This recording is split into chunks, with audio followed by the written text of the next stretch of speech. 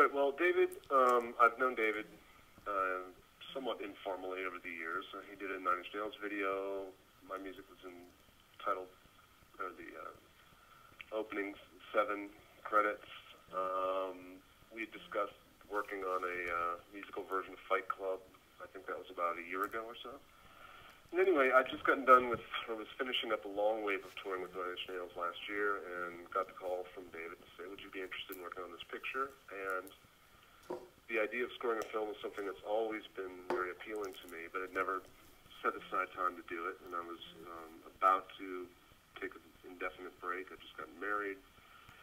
And he came to me with the idea. I read the script. I thought the script was excellent. He had not filmed the film yet. But I reluctantly passed only because I didn't feel like I was at full speed. I didn't feel like I just got off a long wave of touring. And that part of the creative side of my brain, that's more execution than creation, and it usually takes a while to switch back into contemplating and deep thoughts and being able to get that creative juices flowing. And this came at a point where I really felt, I just felt insecure about the process. And I promised myself some time off, so I reluctantly said, look, I'm afraid I'm going to have to pass. It's certainly not you, and it's certainly not the material, which I think is excellent. I just have to learn to say no once in a while, because I can't allow myself to get into something when it's a new discipline. I may not know how to do it. And I told him that. And then a couple months later, Atticus and I had set aside all of this year to work on various projects. It had been nagging me that I'd said that to him, and I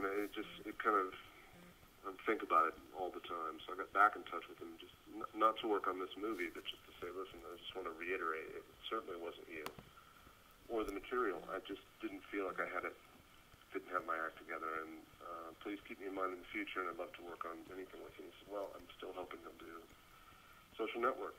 So I ran the idea past Atticus, who had recently scored the Hughes Brothers' Book of Eli. And again, I was placing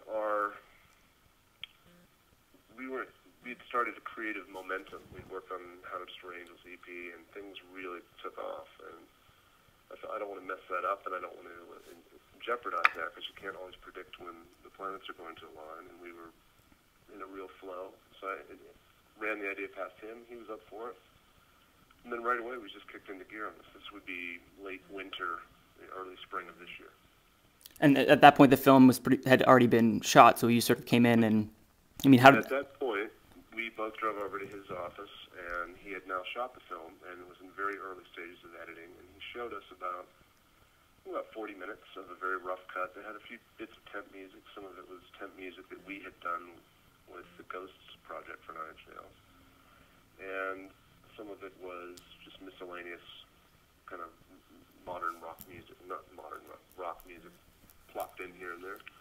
And it was enough for us to get an idea of the pacing and look, and have some sort of visual to go with what we knew was in the script. And then we went off to our studio and just blindly spent a few weeks generating music that was not to picture, and it wasn't scene specific. It was just things that we thought felt like it was in the right emotional tone of what David wanted for this picture. And we took direction from David in terms of the overall style. He said he wanted something that wasn't orchestral. He wanted something electronic-based or synthetic, and he referenced iconic scores like Blade Runner to the work of Tangerine Dream, things like that. And we really set about to try to come up with some things that just felt like it was in the right emotional world. And we sent them to him saying, these may or may not be in the right world. Let us know. We're expecting to go back to the well many times on this project. Nothing is sacred. Nothing is precious. And we unexpectedly got a rave review saying, I think he knocked it out of the park. So we kind of went from that place right into now working to picture with the ideas that we generated.